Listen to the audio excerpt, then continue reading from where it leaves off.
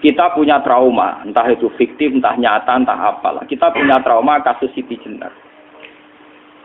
Orang yang mendalami la ilaha illallah secara intensif, ya, entah itu disebut kalimat sodo, bosuluk, boseloko, mbah kono semua. Orang yang memahami la ilaha illallah secara intensif, itu pasti menuju ilmu hakikat. Dan menuju ilmu hakikat pasti ngalami hakikat yang khoyali. Ini rungokno tenan iki. Hakikat yang nopo? Khoyali. Dan hakikat yang khoyali ini mulai menipu. Ya, kalau sudah begitu ruwet, misalnya ngeten ya. Ketika kula maca nggih diskusi ini utai perdebatannya kali jago mbek Siti Jenar. Saat itu ada Sunan Bonang juga. Kamu sujud pakai apa kali jaga? Ya pakai jasad. Dari Siti Jenar. Daging kamu itu hanya onggokan daging. Nanti itu jadi bangkai. Dan setelah jadi bangkai itu habis. Kamu nanti ditulis Tuhan tidak termasuk yang sujud. Kebuat yang mbok sujud itu bentek. Mikir kan juga. Rugi ke sujud mbek bathuk mbek tangan. Jasad tem sampean kuntek. Ora ana sing crita kowe nak sujud mergo jasad itu mbok sampean dadi bang. Lah nek ngono sujud ning hakikat ora usah bathuk, ora usah tangan, ora usah sikil, yo rohem iku lho kon sujud mbek pangeran. Nek sujud mbek fisik ku rugi wong fisik sampean. Mikir kali. Wong bolak-balik kali Joko mantan wali preman terus jadi debat pusing. Siti Jenar tahu belajar tak tahu meneng Irak. Yang jelas yang mulang gak satem ora menangis. Wah, uang ini menjadi perdebatan. Sehingga keyakinannya kayak Siti Jenar, la ilaha illallah itu ya wahdatul wujud itu, innalillahi wa inna ilaihi. Selama ini kalau orang syariat misalnya, orang syariat itu kalau ada orang mati, misalnya Kak Ruhin mati, ini aku kan muni innalillahi wa inna ilaihi raji'un, saiki Ruhin wis mate. Mate itu balik ning penge. Itu cara wong hakikat kan salah besar. Orang mati itu tidak ada, cara ilmu hakikat dan orang mati itu tidak ada. Roh ini tersiksa di alam fisik. Jadi ruh ini tersiksa di alam fisik. Karena ketemu ning jasate ruh. Tersiksa itu. Aku ape mangane kudu kerja piring Jepang tersiksa roh. Asal roti mau tersiksa. Misalnya kiai ape mangane dadak kudu pidato 2 jam bareng tersiksa. Roh kenapa? Tersiksa. Mergo roh ora buta mangan, ora buta ngombe, tapi gara-gara melok fisik. Paham ya? Lho ini tenang ketawarai ya bener. Lah kula boten. Sampeyan bejo lho guru waras maksudnya nggih. Artinya waras secara akademik karena ada referensi, ada marojek nggih.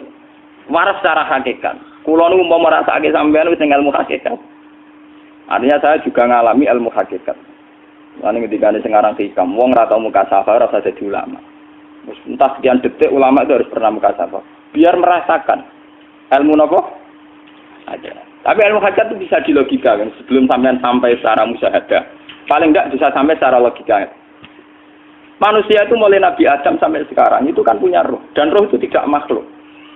Dia roh itu tidak makhluk. Ketika roh itu diletakkan di jasad dia itu tersiksa. Karena ketika dia ke jasad fisik itu namanya mengalami keterpisahan dengan yang abadi. Dia ini ning jasad fisik tersiksa. Karena dia harus di alam yang kasat mata, alam mulki. Tersiksa. Ketika dia tersiksa, semelok ruhin, akhirnya dia mangane kangelan, akhirnya lesu mangan. Padahal roh gak butuh mangan, perlu dicatat roh gak butuh. Ya ora butuh gunung kidul barang, kan roh ora butuh rabi. Paham kan? Ya ora butuh putus cinta, ora butuh pegatan, ora butuh macam-macam. Paham? Tapi karena dia nemplek jasad sing butuh mangan, butuh rabi, butuh wedoan macam-macam. Akhirnya roh tersiksa. Suatu saat kalau roh ini dalam bahasa manusia mati, ini dalam bahasa manusia mati. Ini hakikatnya roh itu tidak mati, dia kembali ke habitatnya. Ini disebut innalillah. Kita ini dari awal ya dengan Allah.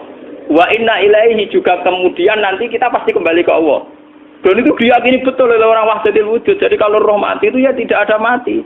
Roh sekarang itu kembali karena sudah lama mengalami keterpisahan mergo melok fisik-fisik dan ono kerja dasinan, ono nggo proposal lan ruwet roh melok. Paham itu? Kita di roh ku napa melok roh. Lah roh ya tersiksa aku ora butuh mangan, ora butuh proposal bocah ngalor. Itu tersiksa. Makanya dalam cerita-cerita Jalaluddin Rumi yang otentik di kitab-kitab begitu. Ketika beliau mau meninggal, muridnya itu nangis. Dari Jalaluddin Rumi, kamu jangan nangisi saya ini mau pesta, perkawinan. Kamu tidak merasakan penyesalan saya ini lama menyesal, karena harus hidup bersama kamu. Terus saya ini tersiksa karena ngalami alam yang rusak, yang fana. Alam yang fana. Harusnya roh saya itu di alam abadi, bukan di sini. Maka jangan tangisi kematian saya. Kematian saya adalah kembalinya roh ke habitatnya. Semenjak itu kematian dianggap malam perkawinan, karena roh kembali. Walhasil ngono iku cara ilmu tasawuf bahasa Arab jenenge wahdatul wujud, kena Jawa Yogyakarta Solo kok adane jenenge manunggaling kawula. Mergo sing rawan ngono rugen, Pak. Nek tak terangno detail. Jadi batuk mesti iki buku sujud kan, niku sampeyan ilang. Dadi seksine ora ono cara teorine sinten Siti? Rugi kowe. Bukan jadi ya kentur. Kali coba mantan preman jak debat terus kowe ora ngono mbok terus tak pateni kowe. Lah debat ini biar ra iso. Premane kumat. Ya sam preman jak debat ilmi. Ngono ku model. Kali Joko ya ora salah. Dise sing dina Umar nggih ngoten. Umar sahabat top. Lha sik debat atau milih patenane ya Rasulullah. Gak iso dene ilmiah. Mantar preman pasar rukat terus jadi sahabat top. Debat yang milih mate. Ada wonten cerita wong Yahudi njaluk keputusan Nabi. Bareng wis diputusno Nabi cek mamang. Ndak tenang keputusane ngono dalam sengketa duniawi. Bariku takok ya Ali. Ya Ali, aku mau sowan ning Nabi Muhammad. Dikai keputusan tapi mamang cara kowe pilih. Sampai Ali dikai keputusan persis kanjeng Nabi. Cek mamang neh takok Umar. Takok Umar aku mau sing Muhammad, ning Ali dikai keputusan kok mamang, Mar. Cara kowe piye? Urusan dunya. Enteni itu. Entah dia melepuh buat apa? Uang diputus Nabi ora marah. Buat mati. Gawe. Mereka mantan apa? Cara mantan intelektual atau intelektual kan ya wajar nggak uji kok percaya Nabi. Kan barang cara Ali ya sudah gak percaya wis kandhani. Ora mesti cara Ali tenan. Lah ora bapak ini. Ya wajar wong Yahudi kok percaya Nabi, nak percaya ora situ Yahudi Muslim. Lah Ali situ Gus Dur. Ada Gus Dur beda piye tenang. Ali nyen ngoten watake ngoten. Nasibe padha. Ali itu ilmuwan yang jadi presiden gak sukses, yang niru Gus Dur. Mergo ning dinggo nek wong pinter mimpin ra sukses, wong pinter gampang maklumi. Lah misalnya kita jadi kiai wong pinter, kayak santri ini pacaran, maksud itu jangan asal cawe itu. Wah ruwet, terus malah dalil di nalina subuh syahwat minan. Piye pondok tanpa pelaturan paham ya, ruwet dah. Mulane aja geman, iki kiai pinter teman-teman aja geman. Sing biasa wae ana syariate sithik-sithik. Sing kamane ana santri pacaran tersinggung, ana santri nakal tersinggung, sing ana rasane lha donya ana napa? Jadi nak meguru kula nu urusan ilmu semi hakikat. Mon gitu. Sehingga kayak Siti Jenar, cara pandang Siti Jenar itu masuk betul ning gone pemikiran para santrinya. Kados Ki Ageng Pengging siapa masuk betul karena masuk akal. Cara mereka napa? Betapa tidak ada artinya fisik ini. Nah, kalau semua fisik ini tidak ada artinya, kemudian yang ada artinya itu roh, perjalanan apa? Perjalanan roh, sehingga diartikan inna lillah wa inna ilaihi raji'un. Inna sholati wa nusuki wa mahyaya wa mamati ku lillah. Lah kemudian sekarang sampean tak tanya misalnya, ini latihan ilmu hakikat. Wa mahyaya lan penguripan ingsun.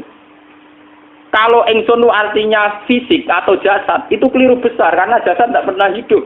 Yang hidup itu roh. Paham ya? Sekarang artinya wama mati itu apa? Kematian ingsun. Kalau roh itu tidak pernah mati, berarti kematian roh adalah keterpisahan dengan yang agung atau yang abadi. Dan semuanya itu lillahi rabbil alamin. Sehingga mereka mengatakan kematian itu satu pesta. Mulane kados Bilal ditakoki, ya Bilal, ketika murid-muridnya nangis bergape mati, Bilal ge seneng ae. Godan nalqal ahibbah Muhammad dan wa hisbah. Lah anak mati malah seneng kok ketemu kekasihku.